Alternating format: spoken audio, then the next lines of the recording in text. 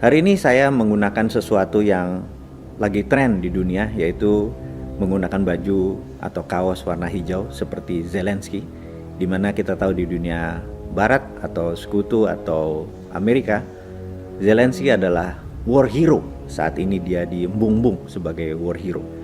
Sementara bagi negara-negara yang sering diacak-acak sama Amerika, seperti negara-negara Timur Tengah seperti negara penghasil fosil oil, itu sangat membenci apapun yang Barat lakukan, sehingga begitu ada seorang yang bernama Putin menyatakan dirinya berperang melawan NATO oleh pihak Timur, dia dianggap war hero atau seorang Marvel, seorang superhero yang akan mengalahkan Thanos. Dan kita tahu Thanos itu adalah Amerika dan sekutunya. Jadi kita mau cerita sedikit mundur. Ada hal yang menurut saya penting untuk sahabat semua tahu, apa itu yang terjadi di dunia ini, atau dengan kata singkatnya adalah who run the world, atau siapa sih sesungguhnya yang menjalankan dunia ini. Yang ada yang menyebutnya New World Order dengan nama-nama lain, dan juga how the world work. Nah, ini saya ada masalah nih kalau urusan bahasa Inggris nih. Bagaimana cara dunia bekerja, how the world work gitu ya. Nah, kita mau menceritakan sedikit bagaimana cara dunia bekerja. Mau nggak mau kita mundur sebentar ke tahun 30-an sampai tahun 40-an. Kalau kita membayangkan diri kita sekarang di tahun 30-an, apa yang Anda bayangkan di pikiran Anda? Misalnya, apakah letak Pulau Jawa bergeser dari sekarang? Atau letak benua Amerika itu bukan di posisi sekarang? Ternyata sahabat, letak geografis dunia itu sejak dari 2000, 3000, 5000, 10.000 tahun yang lalu hingga saat ini, letak geografisnya adalah sama.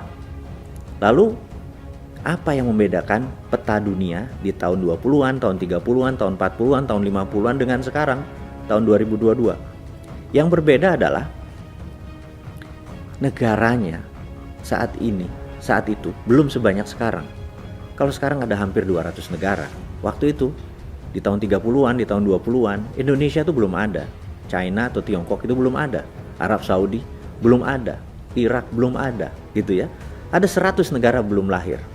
Dan karena itu pertanyaannya, peta dunia itu seperti apa, gitu ya. Maka jawabannya sangat sederhana.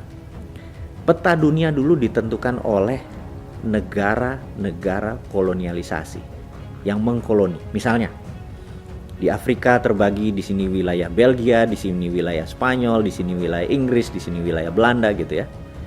Kemudian di sisi Asia juga sama. Jadi yang disebut peta dunia berbeda dengan peta dunia sekarang. Peta dunia sekarang berdasarkan negara. Kalau dulu berdasarkan negara yang mengkolonialisasi. Nah, di tahun 30-40 terjadi sebuah fenomena di mana Jerman menyerang Polandia di tahun 1938-39. Itulah yang disebut awal dari Perang Dunia Kedua. Dan kita tahu ada sebuah negara yang sangat ingin Eropa itu rata tanah. Negaranya itu namanya Amerika. Mengapa ingin rata tanah? Saya lompat sebentar di tahun 2022. Sewaktu tanggal 24 Februari 2022, Rusia menyerang Ukraina. Seminggu setelah peristiwa itu terjadi, ada 7 pemimpin Afrika menyatakan, kami berharap perang dunia ketiga terjadi, perang militer terjadi di Eropa agar Eropa rata tanah. Kenapa 7 pemimpin Afrika tadi berkata begitu? Kalau Newman ya, kalau kita dapat mandat juga ngomong begitu, tapi nggak tahu yang sekarang ya. Sekarang makanya nggak nyampe mikirin begituan. Oke, kita lompat. Jadi, kenapa pemimpin Afrika menyatakan kalau pengen perang dunia ketiga dan Eropa rata tanah? Sama seperti apa yang dipikiran Amerika di tahun 30 akhir atau tahun 40 itu, pengen Eropa rata tanah. Kenapa Amerika berpikir begitu? Kita mundur sebentar, mundur lagi ya. Belajar sejarah itu penting. Karena mengerti sejarah, Anda mengerti behavior, Anda mengerti masa depan, gitu ya. Kembali ke periode tahun 1900. Anda sekarang bayangkan, di masa itu juga 100 negara belum hadir. Semua wilayah itu tegang.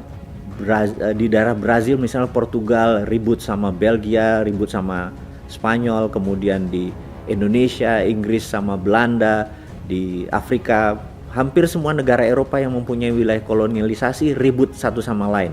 Portugis dengan Spanyol, Spanyol dengan Perancis, Perancis dengan Belanda, Belanda dengan Inggris, dan lain sebagainya, di semua wilayah dengan berbeda-beda friksinya. Nah, intinya tegang. Dan waktu itu Inggris tahun 1900 itu merasa mereka memerlukan namanya junior ally, atau negara yang tidak terlibat dalam konflik-konflik ini, dan terpikirlah sebuah negara junior yang namanya Amerika. Dan di-approach lah tahun 1901, datang delegasi Inggris menawarkan ke parlemen dan pemerintahan Amerika waktu itu untuk menjadi ally, menjadi aliansi, menjadi sekutu Inggris. Kemudian waktu 1902 delegasi Amerika berkunjung ke Inggris, kemudian berkunjung ke Eropa. Dan sahabat semua dimanapun Anda berada, inilah dosa pertama dari Inggris yang membuat dunia saat ini terluka. Ini adalah dosanya Inggris sesungguhnya. Kenapa? Karena sejak delegasi Amerika itu kembali ke Amerika,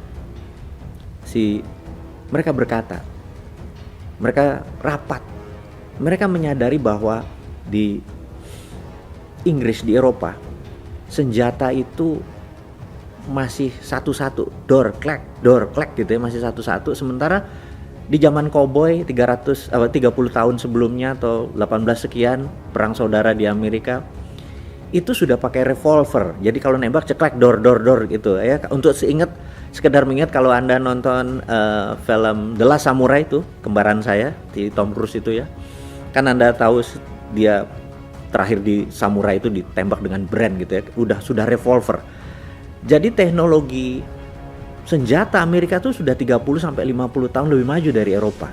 Kemudian kita tahu beberapa tahun kemudian di Festival New York, untuk pertama kali Amerika ada pesawat terbang gitu ya, dan dunia shock sekali, Amerika punya teknologi lebih maju. Kemudian juga kita tahu bahwa ladang minyak terbesar di dunia pada saat itu adalah di Amerika. Amerika punya crude oil, Amerika menghasilkan dari crude oil diproses menjadi kerosin atau minyak bakar. Dan di tahun 1900-an awal itu Rockefeller dengan Shell-nya sudah Rockefeller dengan Stanford, Standard Oil Company itu sudah menciptakan dari kerosin, sudah menciptakan gasolin atau bahan bakar gitu ya untuk kendaraan Ford waktu itu. Nah, teknologi yang lebih maju ini Amerika sadar, kenapa kita mesti jadi junior alainya Inggris, harusnya dia yang jadi junior alainya kita. Anda mulai paham cara berpikirnya Amerika. Karena itu yang diharapkan Amerika adalah Eropa rata tanah. Dan benar, waktu 1914 seorang Duke dari Austro-Hungarian dibunuh di Serbia oleh pemberontak Serbia. Inilah peristiwa pertama Perang Dunia Pertama, dan Amerika di 1914 tidak ikut-ikutan, 1915 ikut, dia 1916 waktu negara makin banyak yang ikut di Perang Dunia Pertama, Amerika nggak ikut-ikutan. Di sisi Amerika cuma satu, dia pengen Eropa rata tanah gitu ya. Nah, singkat cerita, akhirnya U-boatnya Jerman menyerang 3 kapal niaganya Amerika di 1917. Akhirnya Amerika nggak tahan, Amerika masuk. Intinya 1918 Perang Dunia Pertama selesai, Jerman dalam pihak yang kalah dan lain sebagainya. Nah, Amerika balik lagi, tapi ternyata Eropa tidak hancur. Kemudian dalam 15 tahun kita tahu Hitler dan Jerman membangun Jermannya dari nol, dari scratch menjadi negara superpower. Kemudian Jerman mulai menaklukkan Polandia. Sama persis seperti Rusia sekarang mengambil Ukraina, karena merasa punya satu ras gitu ya, satu rumpun. Kalau di dalam Rusia sekarang dia menganggap dirinya adalah East Slovak atau Slovak Timur. Yang namanya Hitler juga beranggapan ini satu ras, Polandia dengan Jerman ini. Dan cerita panjangnya adalah gak lama kemudian perang terjadi di Eropa, dan Inggris Sejak 1938, 39, 40 minta Amerika masuk, tapi Amerika cuman separuh hati, cuman ngarepin hancur lo kayak gitu ya. Nah, tahun 42 baru Amerika masuk, itu pun masih di Normandy, belum kemana-mana, belum perang-perang beneran. Dan pada 1944 di kota kecil di utaranya Boston namanya Bretton Woods, ada conference yang terkenal disebut nama Bretton Woods Conference.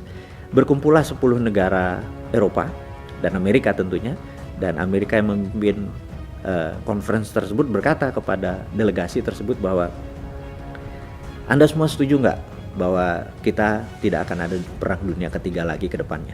Jawaban mereka setuju. Dan untuk tidak ada perang dunia ketiga, maka negara dunia harus dikontrol. Setuju gitu ya. Maka salah satu resolusinya adalah mereka harus mempunyai world currency. Setuju? Mereka semua jawabnya setuju. Dan world currency itu adalah dolar. Semua setuju kecuali delegasi Prancis, dan delegasi Prancis keluar dari ruangan tersebut. Tapi sahabat semua tahu bahwa dalam sebulan kemudian setelah Jerman menyerang Prancis, delegasi Prancis balik dan menandatangani, oke, gue setuju deh. Intinya adalah dolar menjadi world currency.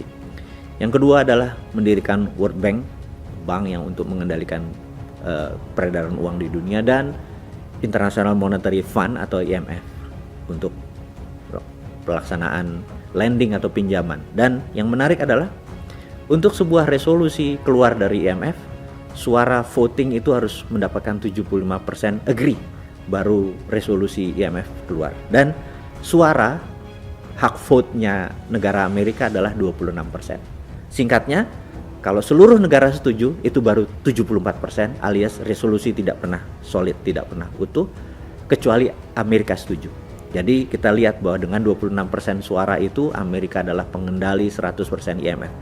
Jadi itulah, kalau sahabat semua kita buka, inilah yang disebut who run the world, siapa yang menjalankan dunia, and how the world work, bagaimana cara dunia bekerja.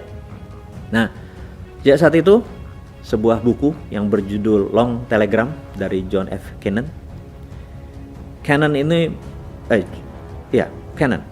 Cannon ini mengatakan di dalam Long Telegram tersebut, buku tersebut ada sebuah perkataan yang menarik yang sampai sekarang menjadi foreign policy dari kebijakan luar negeri Amerika adalah penduduk Amerika merupakan 5,6% penduduk dunia, tetapi world wealth atau kekayaan dunia lebih dari 62% waktu itu.